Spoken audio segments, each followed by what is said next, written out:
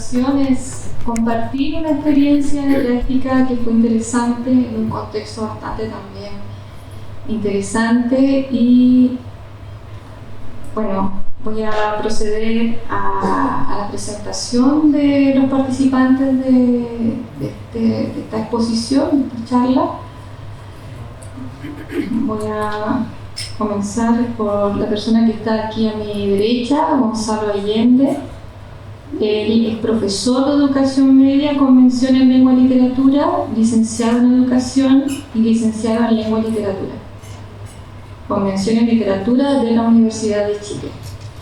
¿Se me escucha bien? ¿Sí? ¿No se escucha muy fuerte? Ok, sí, porque no estoy acostumbrada. Luego está Javiera Quesada, que es profesora de educación media con mención en lengua y literatura, es licenciada en educación y licenciada en lengua y literatura, mención literatura de la Universidad de Chile. Nos acompaña también María Teresa Orchard, que es profesora de educación media en castellano y licenciada en educación de la Universidad Metropolitana de Ciencias de la Educación. Tiene 24 años de experiencia en el sistema educativo. Ella es profesora experto 1. Ella también tiene un diplomado en saber y curiosidad de trabajo cooperativo y la reflexión pedagógica. Y también me dijo que les dijera que siempre está con este afán de querer aprender y seguir perfeccionándose. Y quien modera soy yo, Lorena de Ríos, que soy académica del Departamento de Estudios Pedagógicos y profesora de la carrera de Pedagogía en Educación Media en asignaturas científico-humanistas convención. Y tengo el agrado de presentar esta experiencia titulada Una experiencia didáctica, literaria y multimodal en contexto de práctica pedagógica. Entonces los protagonistas de esta experiencia, como ya he dicho, son los estudiantes y sus profesores. Ahí voy a ver. No sé manejar estas cosas. De hecho, se cae. Ya. Y en este caso, los profesores que fueron estudiantes de la generación 28, y tengo el agrado también de ver uno de sus compañeros presentes aquí, van a compartir esta experiencia de práctica en el que fue realizado en el Liceo Polivalente José Manuel Balmaceda. Para contar un poco cómo va a ser esta conversación, va a ser de la siguiente manera. Como no pudo estar el profesor Iván Figueroa, que es el jefe de UTP del liceo, voy a contextualizar yo el liceo y luego va a continuar Gonzalo a introducir esta experiencia. Y luego Javiera nos mostrará algunas creaciones que hicieron sus estudiantes. Y finalmente la profesora María Teresa va a contar cómo fue desde su perspectiva como profesora guía la experiencia, ¿cierto?, que los colegas, ¿cierto?, van a compartir. Entonces, posterior a eso, se va a dar un espacio para el público para preguntas o comentarios sobre esta experiencia. Bien, entonces, para partir, bueno, contar un poco sobre el liceo, ¿no? No sé si hay alguien del público que está haciendo práctica en el liceo. Ahí está, entonces tenemos una persona que también del público que conoce o que está conociendo el contexto. Bueno, el Liceo Polivalente Presidente José Manuel Balmaceda es 80, ¿ya? Es de carácter municipal, está a cargo de la DAM de Independencia y se encuentra ubicado en la comuna de Independencia. Posee un 68% de vulnerabilidad. Entonces tenemos estudiantes que son de la misma población y también hay varios estudiantes que son migrantes. Y lo interesante que tiene este liceo es que en su proyecto educativo institucional del año 2017 destaca la propuesta de desarrollar un enfoque constructivista como asimismo la pedagogía de aprendizaje basado en proyectos, que es algo bastante complejo de llevar, sobre todo en contextos municipales. Y además intenta, ¿no?, que su mirada evaluativa sea a través de la evaluación para el aprendizaje. Eso así a grandes rasgos del liceo, y también lo más interesante es que es el liceo y la comunidad. ¿Ya? El liceo está inserto en la población Juan Antonio Ríos, y eso significa que también vivifica, ¿no? Y experimenta lo que sucede en el barrio. Entonces, en ese sentido, el entorno se percibe vivo, ¿ya? Y con variedad de intervenciones vecinales, murales, huertos, jardines. De hecho, el mismo liceo tiene un gran atractivo, ¿cierto? Que tiene sus murales, ¿no? Son murales que están hechos, que fueron creados, ¿cierto? Por artistas y también por estudiantes y por la comunidad, en el fondo. Y bueno, uno de los elementos del PI interesante es que señala que el Liceo Presidente Balmaceda se encuentra inserto como agente protagónico de la Juan Antonio Ríos, junto con otras organizaciones sociales en la que, ¿cierto?, dice, colaboramos y trabajamos mancomunadamente. Y ahí se ve que el liceo es un protagonista dentro de su comunidad, porque las escuelas están para convivir con la comunidad y ser parte de ella. Bueno, ustedes verán en esta presentación, estoy tratando de bajar unas pequeñas fotitos de los murales, ustedes pueden apreciar, así que, bueno, dicho esto, voy a dar paso a Gonzalo para que nos cuente sobre la experiencia. Si tú puedes manejarme por eso. Bueno, como decía la profe, dentro de este contexto nosotros iniciamos nuestra práctica pedagógica a comienzos de este año, en el mes de abril. Entonces, cosas a destacar del contexto, como ya mencionaba la profe, el tema de la evaluación para el aprendizaje y también la apertura y buena disposición que tienen como a recibir ideas y a dar espacios. Como eso fue algo que nos permitió implementar con tranquilidad, como que no tuvimos mayor problema en ese sentido. Entonces, después de unas semanas de observación, nosotros tuvimos la idea para realizar nuestra implementación didáctica.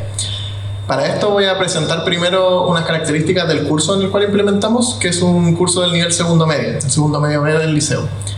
Respecto a este curso, se puede señalar que tiene una disposición como a ser bastante participativo dentro de la clase. Es decir, se involucran en las actividades, las realizan, son como un buen curso en ese sentido. Sin embargo, también por otro lado tienen otra dimensión que tiene más que ver con que son un poco conversadores. Entonces, para nosotros como practicantes, como que estaba ese miedo igual de no poder construir el clima de aula, como del que tanto se habla en la universidad. Entonces, eso era algo que nos acomplejaba un poco al principio.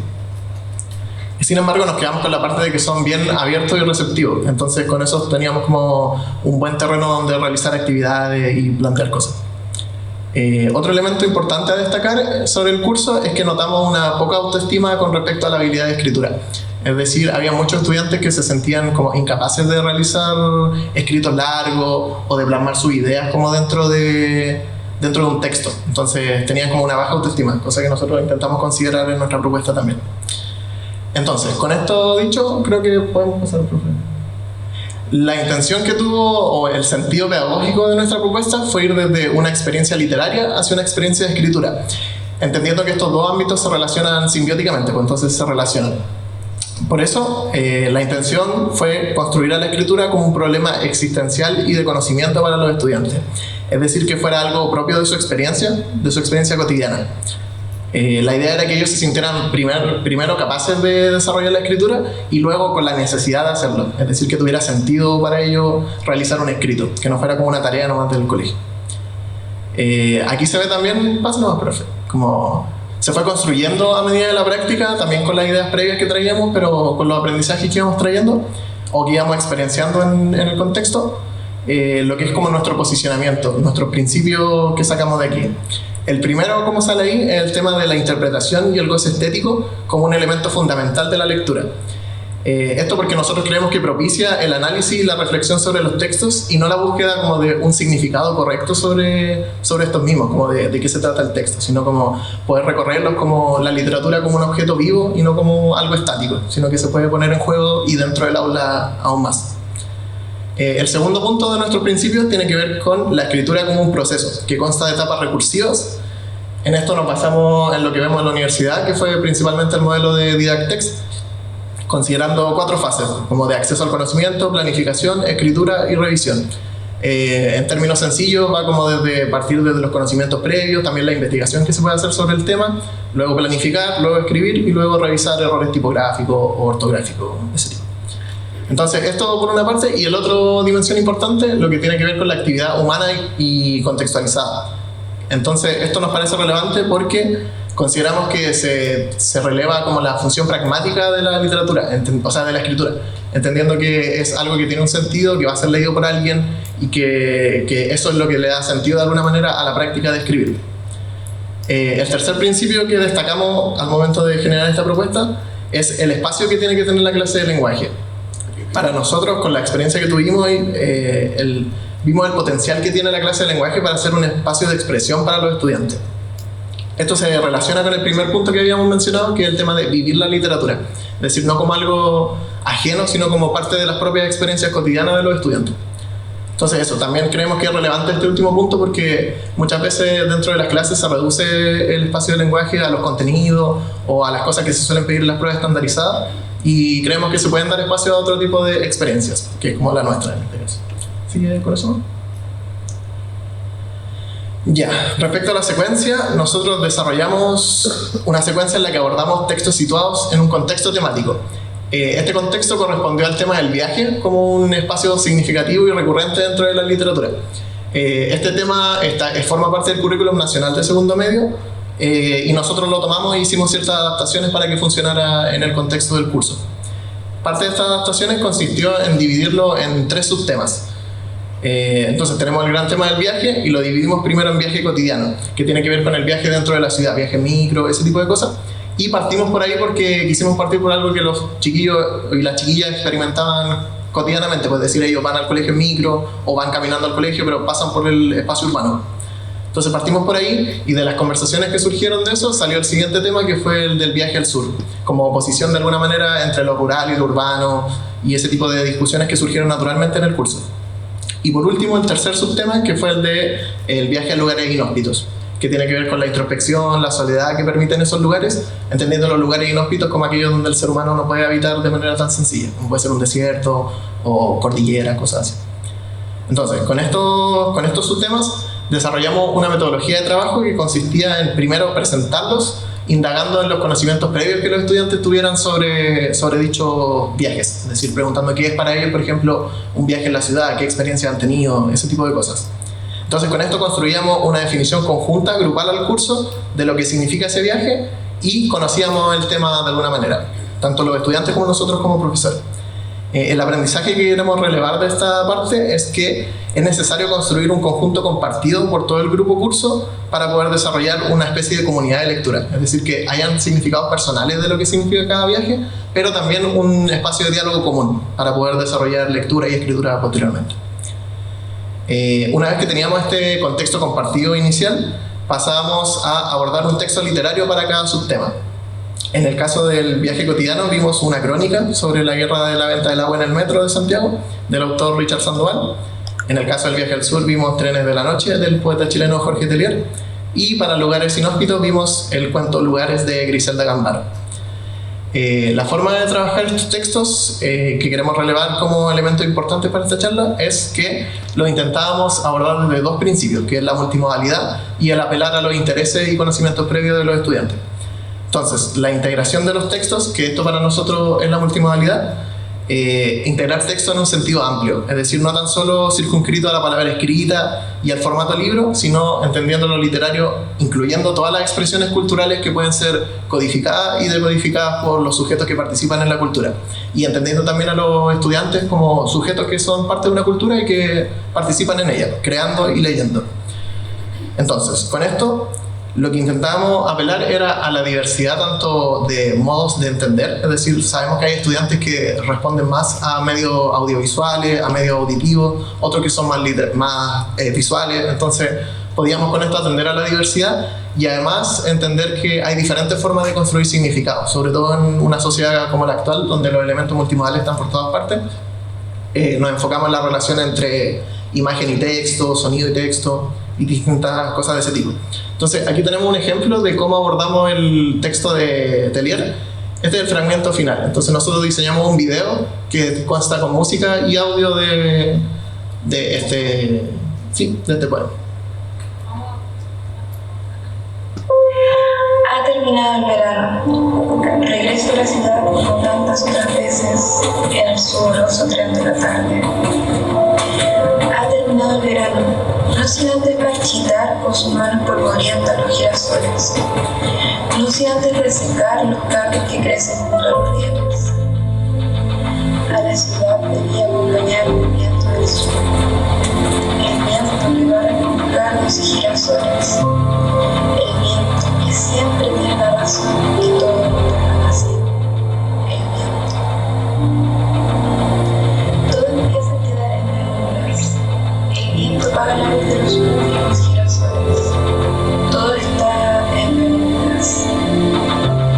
La campana anuncia la llegada del tren, pero debo dejar el pueblo como que hace la luz del sol. Después de todo, ya se sabe bien que cualquier lugar de la vida es demasiado cotidiano. Hasta luego, rieles girasoles, madera colorida de los campos claros, caballos apareados de los carretoneros, hilos en donde los enamorados han grabado torpemente sus iniciales. Hasta luego, hasta que nos encontremos sin sorpresa viajando por los trenes de la noche, bajo los párpados amigos.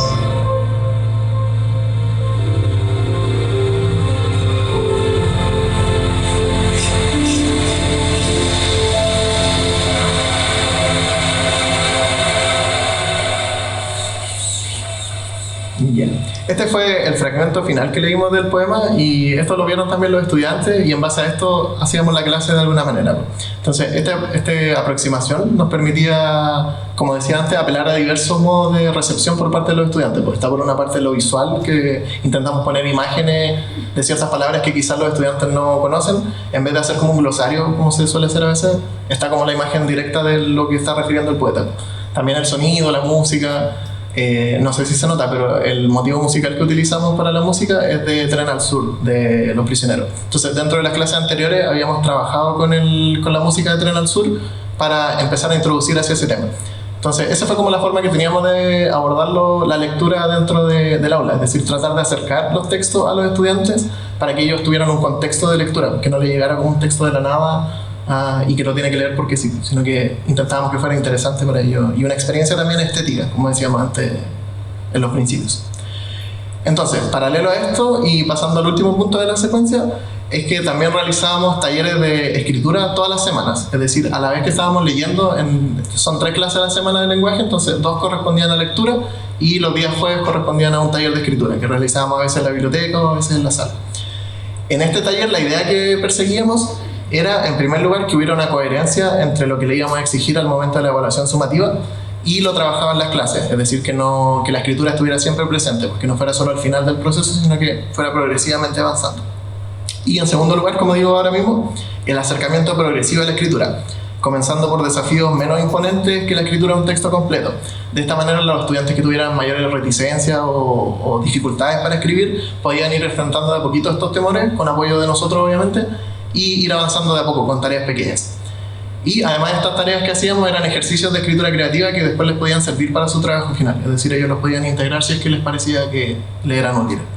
Entonces aquí pusimos un ejemplo de un tipo de ejercicio que hicimos, que fue la creación de haikus, que esta forma tradicional japonesa de poesía no la hicimos con la estructura rígida de 5 sílabas, 7 sílabas, 5, sino que la idea de 3 versos. Y la idea de esto es que sea un poema cortito, en el cual ellos se puedan ir como adentrando en el lenguaje poético de a poquito, y eso, como no es la escritura de un poema entero, sino algo cortito. Aquí tenemos 2 ejemplos de una estudiante que se motivó particularmente con la tarea, y que además de lo que hicimos en la clase, ella nos trajo esto la próxima clase, como que lo hizo el fin de semana y nos lo mostró ahí. Entonces, como se puede ver, no sé si se alcanza a leer, pero en estos haikus la estudiante utiliza el texto, pero además utiliza las imágenes para potenciar e intencionar otro tipo de significados que están ya contenidos en el texto, pero también insinuados por las imágenes, potenciando como una experiencia estética distinta a la pura escritura tradicional. Entonces eso, como esto fue uno de los ejercicios que realizamos y así fueron de a poquito como acercándose a escribir su trabajo final. Entonces, cerrando mi parte y para darle el paso a mi compañera, La idea que guiaba más o menos nuestra secuencia, fundamentalmente, era que los estudiantes pudieran descubrir su escritura creativa, es decir, que lo fueran descubriendo de a poco y, como mencionaba antes, realizando un tránsito desde la lectura hacia la escritura, entendiendo esto como procesos paralelos y que se van retroalimentando entre sí. Así que eso, dale nomás, Javi.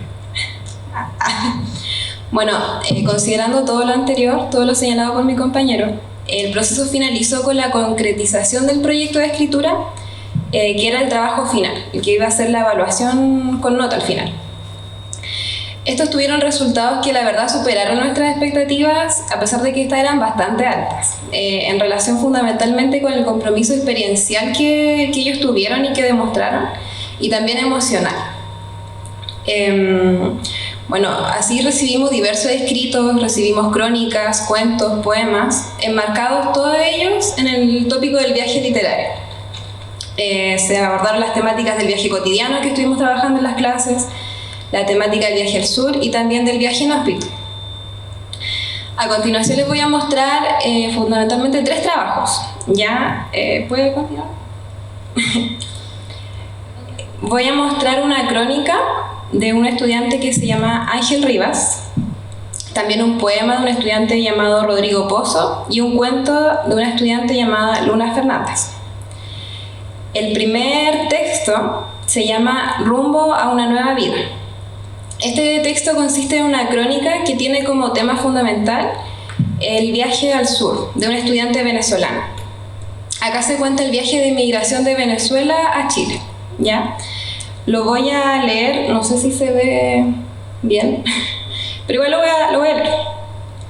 El 6 de enero del 2018, mi hermano, mi mamá y yo emprendimos una aventura de 10 días. Nos preparamos con un bolso con pan, galletas, paté y agua para tratar de ahorrar el dinero que disponíamos, $1000. El trayecto fue largo y agotador. Después de muchas horas viajando por Colombia, él indica: en este punto ya me sentía agotado y asustado, pero trataba de disimular para no agobiar a mi mamá. Después de un rato nos cuenta cómo viaja por Ecuador, por Perú. Nos cuenta también cómo suceden algunas experiencias desagradables en su viaje, como mareos, incomodidades, también mucho cansancio. En otro fragmento, hacia el final del texto de la crónica, se señala: retomamos nuestro viaje tomando un bus hacia Tacna, 22 horas. Llegamos a la frontera de Chile. Mi mamá estaba nerviosa porque sabía que algunas personas le negaban la entrada, pero logró responder bien y nos dieron la bienvenida a Chile. En ese momento yo me sentía muy aliviado. Compramos boletos directos a Santiago, pero fue cómodo saber que ya era el último autobús que tomábamos. Mi papá nos esperaba en el terminal San Borja luego de un año sin vernos. Recuerdo que fue el 15 de enero de 2018, el fin de un largo viaje. Este texto, como pueden ver, de nuestro estudiante venezolano, cuando nos llegó, cuando lo leímos, nos conmovió profundamente a Gonzalo y a mí, porque trataba de una experiencia de vida real. O sea, él estaba narrando algo que él había experienciado, que había vivido. Y con este texto él no solo nos mostraba su experiencia, sino que también resignificaba esta idea del sur que nosotros habíamos estado trabajando en las clases. El sur entendido como el viaje desde Venezuela a Chile. No era este sur chileno lleno de verde, que era como lo habíamos abordado en un principio. Igual en esta crónica se van narrando ciertos paisajes de Colombia, Perú. Entonces también se abordaba de alguna manera el sur, ¿ya? En cuanto a la escritura, este texto nos muestra su experiencia, pero también su emoción. Nos va mostrando como ciertos sentidos del estudiante en este viaje, del sentido que daba para él este viaje, que implicaba para él. Estableciendo también un lugar de memoria desde su subjetividad. Nos cuenta entonces las horas de viaje, si pueden, como señalaba, era muy importante para él la cantidad de horas que se iba dando en este viaje. Decía, no sé, por un inicio 12 horas, después el viaje 6 horas más, 22 horas más. Y eso daba como el cansancio que le producía este viaje. Pero siempre con ese tono de el rumbo a una nueva vida, que es como termina este relato. Entonces consideramos que este fue bastante significativo en cuanto desde una experiencia personal recuperaba una experiencia que era colectiva, que es esta experiencia de migración. Y el liceo, como sabemos, como nos pudieron contar sobre el contexto, tiene una alta cantidad de estudiantes migrantes. ¿Puede continuar? Bueno, este es el trabajo final que a nosotros nos llegó. Nosotros siempre pusimos en perspectiva esta idea de la multimodalidad, de que se trabajara texto e imagen, la imagen como contribuyente al sentido del texto. ¿Ya? Él pone imágenes de sí, de su familia, siempre con un tono como de felicidad también. Y le da ese toque personal a su texto, posicionándose como autor de su texto también, un texto experiencial. Bueno, continuando con otro trabajo, este se llama Nostálgico viaje al sur, de Rodrigo Pozo. Voy a proceder a leerlo también. Aire fresco entra por la ventana del auto por la mañana. Los pajaritos cantan, las flores se levantan. Se siente la tranquilidad, la paz. Se siente el sur al respirar, árboles rodeando. Una carretera llena de sentimientos y pensamientos. Ver animales me genera felicidad y paz. El sur es un lugar de soledad, una soledad acompañada de paz. En este lugar se siente la cálida humedad. Esta casa de madera me trae nostalgia y confianza. Me siento acompañado por los animales del lugar. Me relaja este lugar. Dormir aquí me genera tranquilidad. Por la mañana despertar y escuchar los gallos cantar. Despertar por la mañana y sentir el olor a pan amasado. Escuchar la lluvia caer es nostálgico. No hay lugar que se compare con el sur. Con mucha tristeza me despido de este hermoso, mágico y maravilloso lugar. Con mucho dolor me despido de este lugar lleno de emociones. Adiós sur, adiós maravilloso lugar.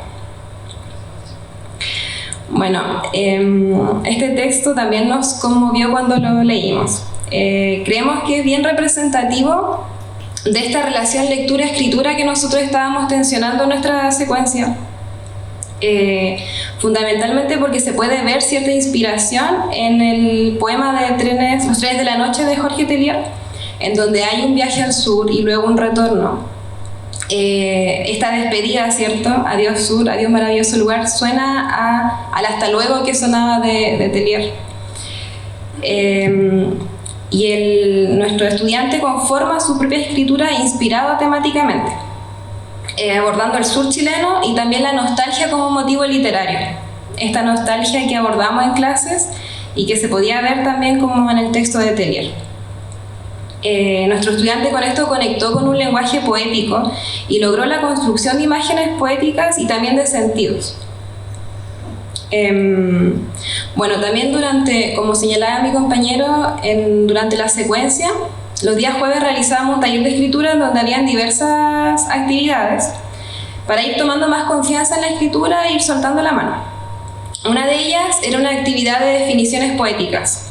Y una de esas definiciones poéticas este estudiante la abordó en este poema, que es la parte en que dice: el sur es un lugar de soledad, una soledad acompañada de paz. La definición poética tiene como objetivo resignificar una palabra, darle un sentido personal. Ya en este sentido, el sur acá se significa como ese lugar de soledad y de paz. Bueno, vamos a ver. Acá está el trabajo que nosotros recibimos. También se abordó desde una perspectiva multimodal. Nuestro estudiante nos hizo ese dibujo. No sé si lo logran ver bien, pero es un corazón. Y dentro está lleno de naturaleza. Hay árboles, montañas. Y esto era importante para nosotros porque cuando hicimos la clase de la nostalgia, nosotros dijimos que la etimología de recordar era volver a pasar por el corazón. Entonces acá estaba tensionada esta idea de recuerdo, nostalgia y sur, como el sur estaba en ese corazón. Nos pareció un dibujo realmente precioso. Cuando lo vimos quedamos como wow. Bueno, voy a pasar al último texto, al último ejemplo. Este es un cuento de una estudiante que se llama ¿Estoy o no estoy? Ella realiza un cuento en donde se aborda el tema del viaje inhóspito, el viaje a lugares solitarios, donde se puede profundizar en un viaje interior de transformación personal. Este está situado en el Polo Norte, en unas vacaciones. También lo voy a leer. Dice así: estoy aquí porque no me he sentido bien estos últimos meses. Vine para sentirme mejor y poder sacar ese dolor de mi pecho que no me deja dormir. Estaba estancada en mi oscuro y desordenado cuarto, lo cual decidí cambiar. No me quería morir todavía sin conocer las bellezas que tiene el mundo. Mañana por la noche saldré a conocer las auroras boreales. Es de día, estoy en el restaurante. Hay una persona hablándome. Parece no estar de buen humor. Se acerca y me dice: oye tú, ¿por qué no hay nadie a tu alrededor?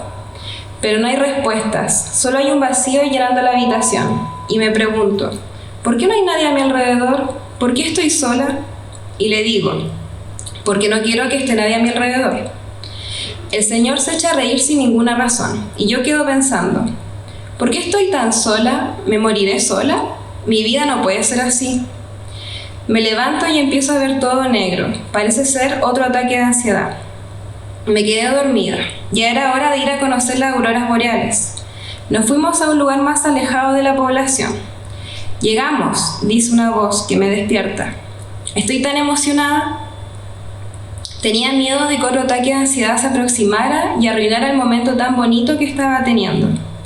Se ven los pinos pasar rápidamente y llegamos. Solo puedo decir wow. No pensé que un simple lago congelado se podría ver tan lindo.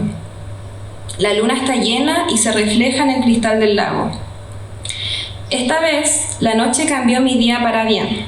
Casi ni sentía mis piernas ni mis manos por el frío, pero valía mucho la pena y me doy cuenta de que la vida no tiene un sentido a sí misma, sino que nosotros debemos darle sentido a nuestra vida. Es una pérdida de tiempo hacer una pregunta cuando nosotros mismos somos la respuesta. Bueno, este es otro texto, otra narración, que finaliza con una hermosa reflexión, creemos nosotros, no sé ustedes, pero nosotros creemos que es una hermosa reflexión.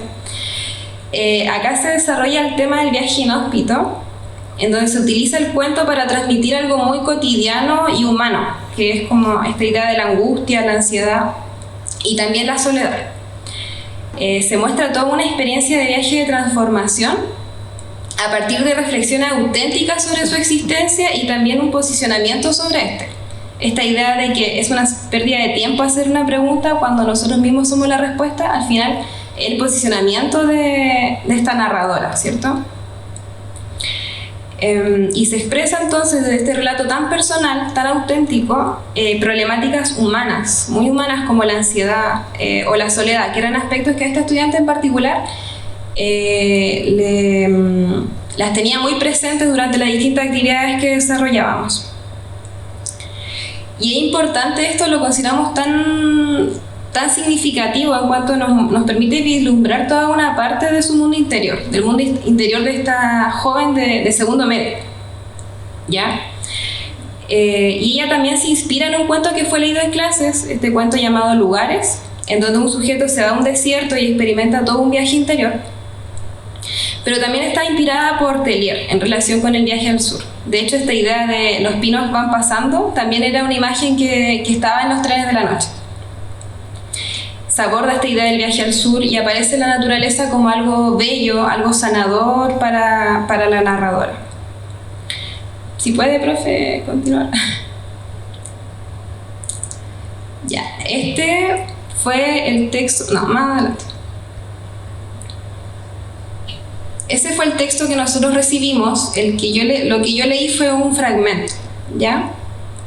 Acá también se hicieron dibujos y ella expresó su imagen del sur, de lo que ella estaba narrando, y muestra ahí las auroras boreales, los árboles, y nos parecía interesante ver que esto está expresado como en un fragmento, como en un cristal, ¿ya? O también podría ser una herida, pero no sé, ahí queda a interpretación.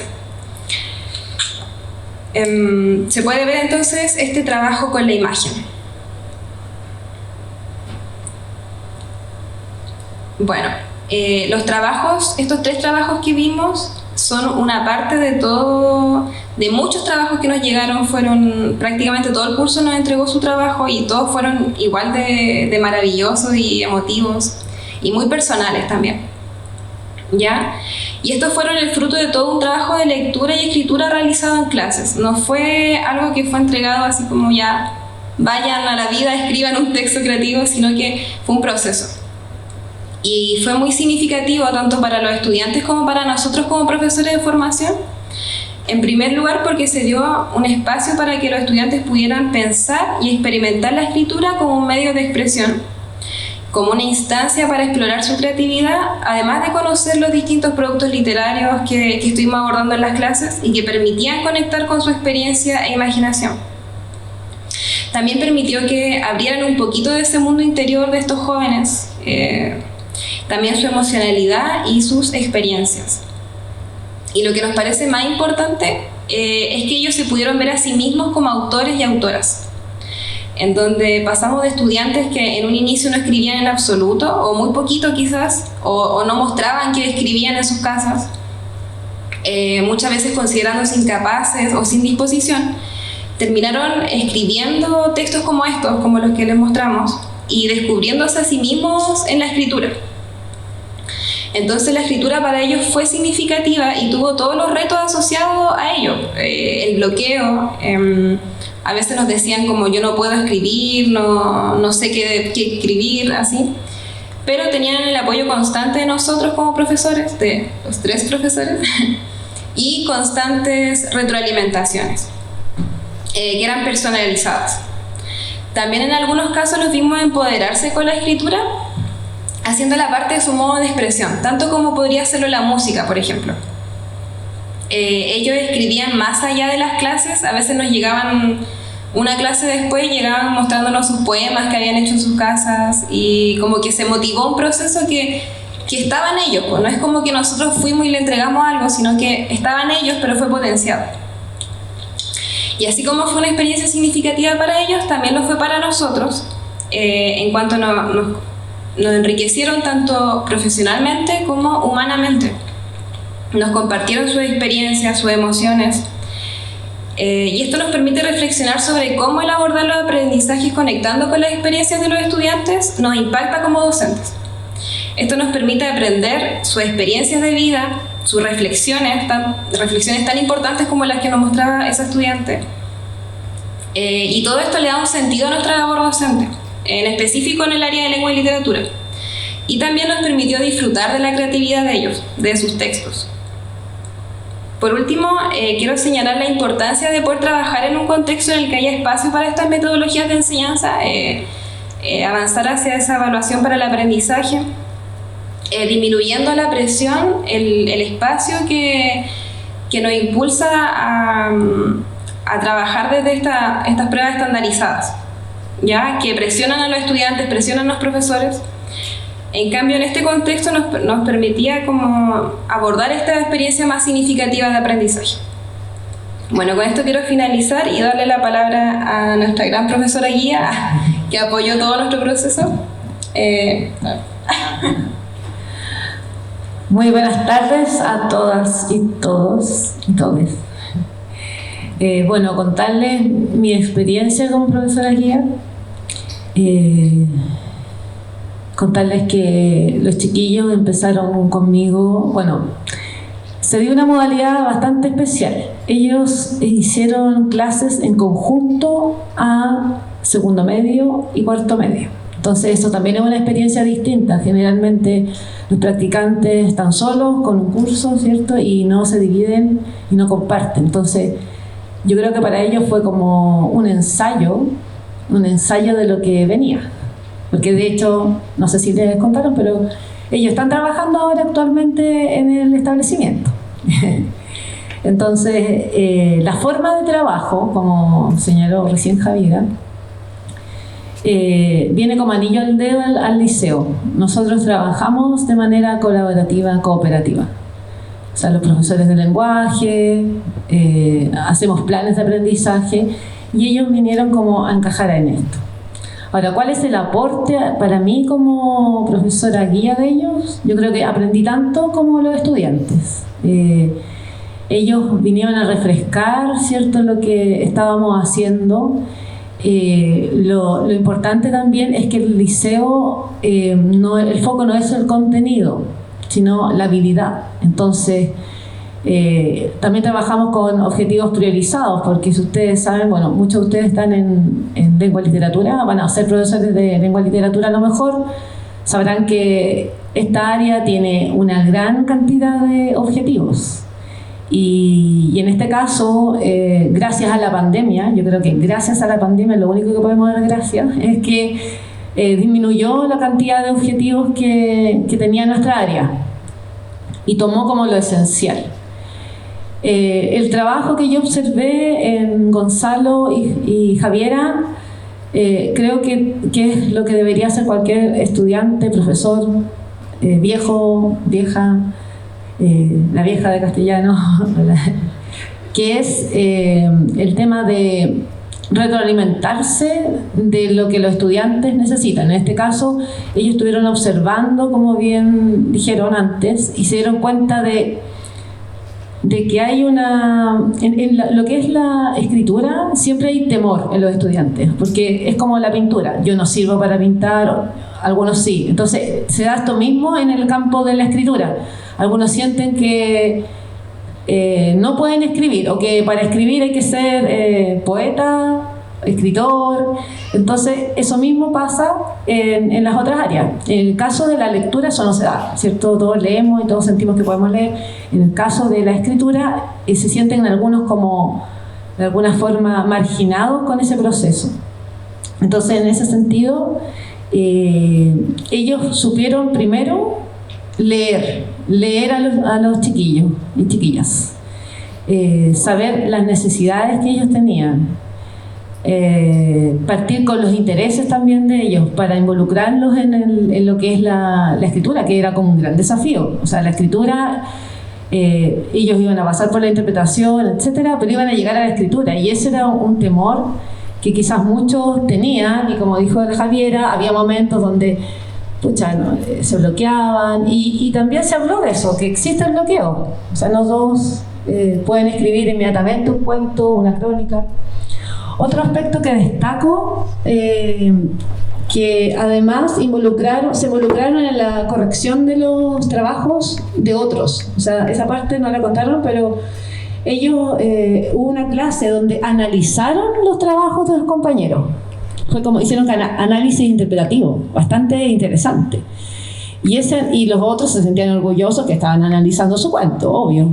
Y por otro lado, se sentían capaces de hacerlo. Entonces, se generó corrección, interpretación, diálogo, que eso es muy importante en un aula. El diálogo entre pares, no solo el profesor que esté retroalimentándolo, que eso también destaco, que es algo que nos cuesta mucho a los profes, retroalimentar uno a uno. Igual es complejo cuando uno tiene más cursos. Bueno, yo tengo 8 cursos y no da el tiempo de pronto como para estar retroalimentando. Ellos hicieron un trabajo súper dedicado. Y eso yo ahora lo estoy tomando cuando me alcanza el tiempo de hacerlo, porque es importante hablarle en primera persona, escribirle su nombre y decir algo respecto al trabajo o al análisis que estén haciendo. ¿Qué más? Déjame ver las notas que tengo.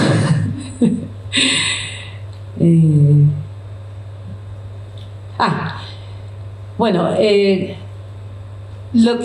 trabajo que ellos hicieron en la escuela también viene es como un poco un mensaje que le quería dar a ustedes, que es como reivindicar un poco el trabajo en las humanidades. El trabajo de humanidades a veces se piensa que es como más fácil, que es como un trabajo menor, que es como de las pedagogías, la miran como huevo.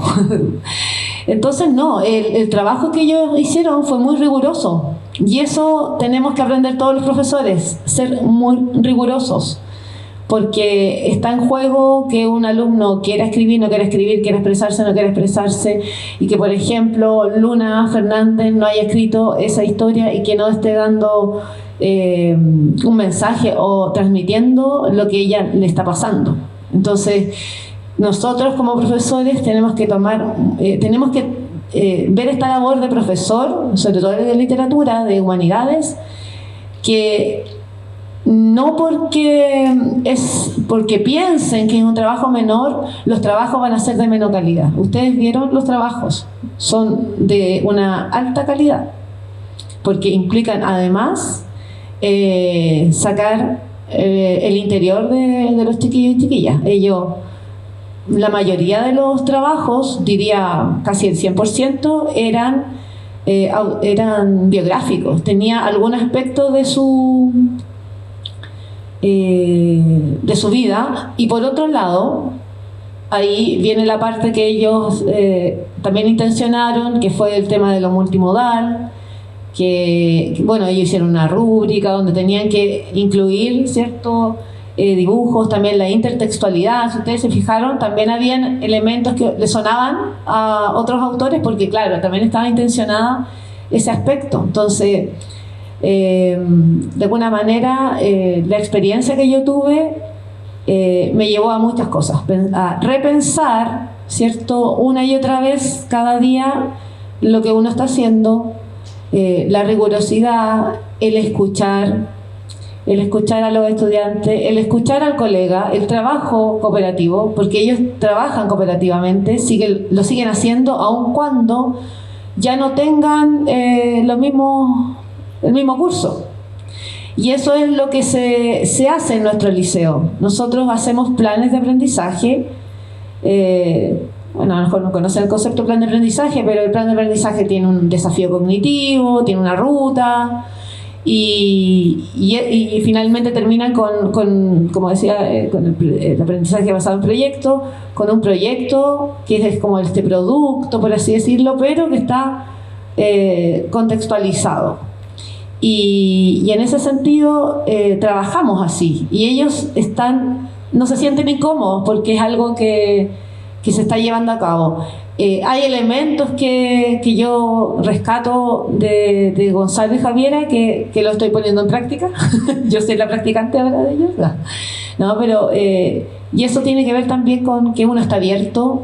Quizás no todos los profesores son iguales, pero en mi liceo, digamos que yo rescato que sí lo somos. Déjenme ver si tengo alguna duda más. ¿Estamos tiempo? Ya. Ahora pueden hacer sus preguntas. Gracias.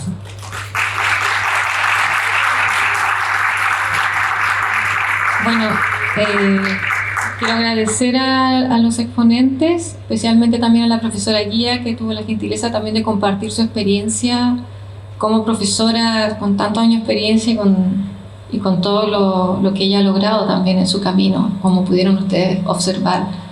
Es sumamente importante una visión autocrítica y el deseo de aprender. Nos quedan, lamentablemente, máximo 10 minutos porque el auditorio está disponible solamente hasta las 6:10, pero queremos dar el paso a preguntas o comentarios del público solamente hasta las 6:10 y ahí nos tenemos todos que retirar. Así que por si alguien quiere hacer algún comentario, hay un micrófono disponible que nos van a ayudar ahí a gestionar. Yo pago este. ¿No? Sí.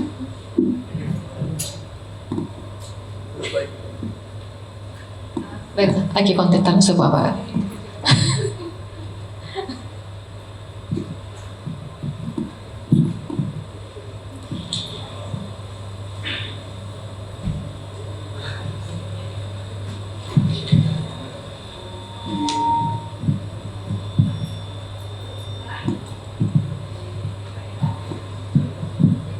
¿Aló?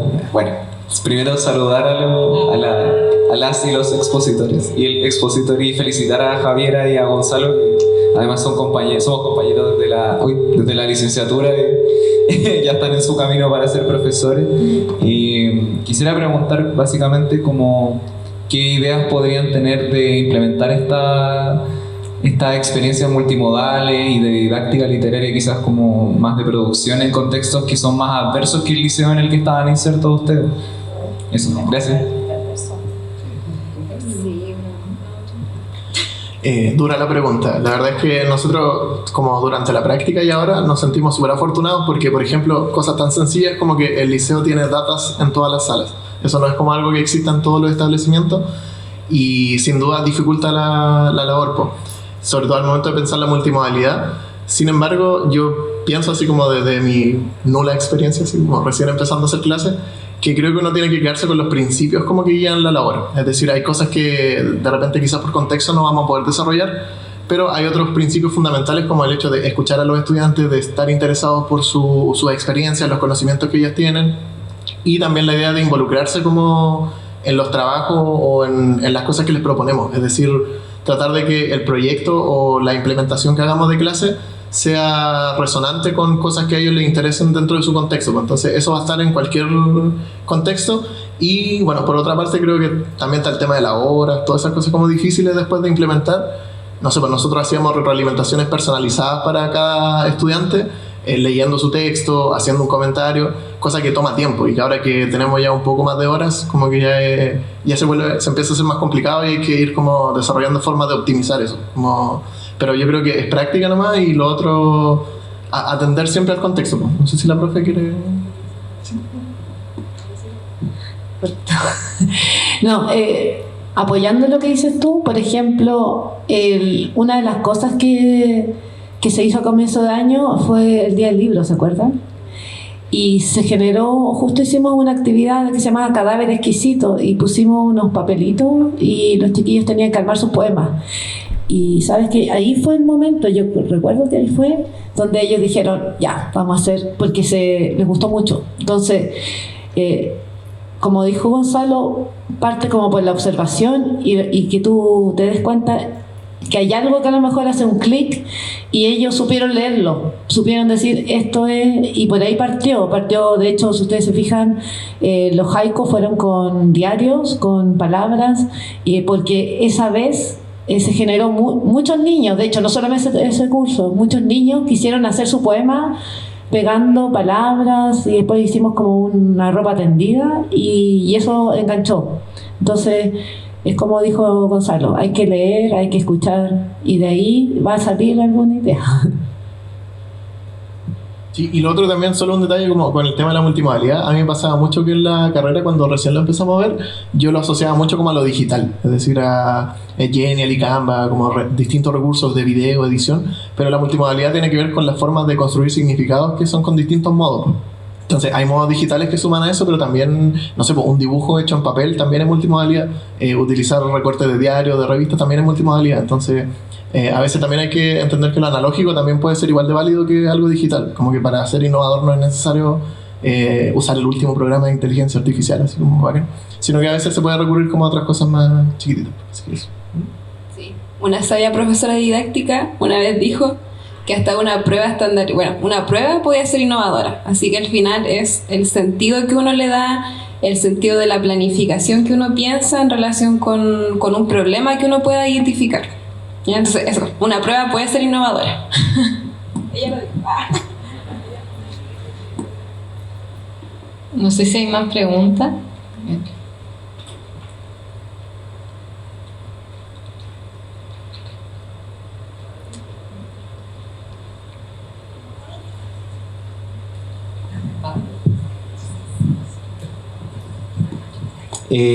Hola, no, primero felicitar el trabajo que hicieron, lo encontré muy bacán, me gustó mucho. Confesar que cuando leí la palabra multimodal yo pensé que iba a ser algo así como con tecnologías, TICs, como que me fui por ahí pensando que eso era lo que me iba a encontrar. Así que me sorprendió cuando vi en verdad cómo habían trabajado, por ejemplo, los poemas, esto que hablaban también de la experiencia estética. Porque me parece que en ese sentido como que se puede trabajar vinculando a diferentes, por ejemplo, saberes, asignaturas, este tipo de trabajos. Y quería preguntarles si tal vez ustedes en esa experiencia lo consideraron, no sé, me imaginé que tal vez se podía hablar, por ejemplo, con los profesores de arte, si lo consideraron en ese momento o si ahora lo están considerando tal vez como pensando en trabajar en estos proyectos, pero mancomunadamente con las otras asignaturas. Eso. La verdad, en el momento de la práctica, no, como que no consideramos esa opción, pero a medida que estábamos en el liceo, como decía la profe Marité, en el liceo sí hay como experiencia de trabajo colaborativo, entonces se intenta a veces que haya interdisciplinariedad como en el trabajo, y yo estoy de acuerdo, como que siento que efectivamente se puede potenciar harto como hacer proyectos en conjunto. Además eso permite que los estudiantes le encuentren como un sentido a las clases, como algo que están trabajando en distintas áreas, pues. Entonces creo que es bueno, y creo que a los profes de repente quizás a los profes como estoy recién empezando, pero como que se nos va de repente que podemos encontrar ideas buenas en otra área, podemos encontrar formas de trabajar. Por ejemplo, el dibujo hubiera sido bacán que nosotros lo hubiéramos hablado con el profe de arte para que pudieran desarrollar en la clase de arte y hubieran tenido más tiempo para trabajar en su proyecto. Entonces creo que por todos lados es ventaja, y el trabajo colaborativo en general se ve como mellado por la falta de tiempo y que los profes están sobrecargados, pero sin duda que es fundamental, así como que ayuda mucho para eso. Así que eso, no sé si respondo. No, era... bueno, en otra oportunidad hicimos un trabajo así, y sí se hace. Sí, yo creo que los chiquillos, porque estaban en el tema de su práctica, quizás no lo pensaron, pero por ejemplo sí lo incluyeron con el tema de Viaje al Sur, donde había video, música. Entonces sí se ha hecho, y sobre todo pensando que, y aquí era la parte que se me había olvidado decir, la parte emocional. O sea, la parte emocional es muy importante, y que los vincula y los compromete. Si no está esa parte, los estudiantes no se van a comprometer. Y en ese sentido tenemos que recoger todas las formas de expresión: música, pintura, todo lo táctil. O sea, en el fondo, incluso llegar a eso. Eso es como más complejo, pero también llegar a eso. Eso. Bueno, ya estamos en tiempo. Bueno, vamos a finalizar con esta actividad. Agradecer enormemente su presencia. En realidad esperábamos con esta, invité y pensábamos en esta exposición justamente para motivarles a ser cada día mejores en lo que hacemos, y que se puede, colega, ¿ya? Hay que ir como un pez contra el agua. Se puede, ¿ya? No se dejen vencer por un sistema que pareciera, o sea, a todas luces, un sistema que nos atrapa, pareciera, pero depende de nosotros, ¿ya? Cada uno en su sala, cuando cierra la puerta, es dueño de ese espacio. Y la hora de clase es irrepetible. Es lo único que les puedo decir. Que tengan una muy buena tarde. Nos estamos viendo.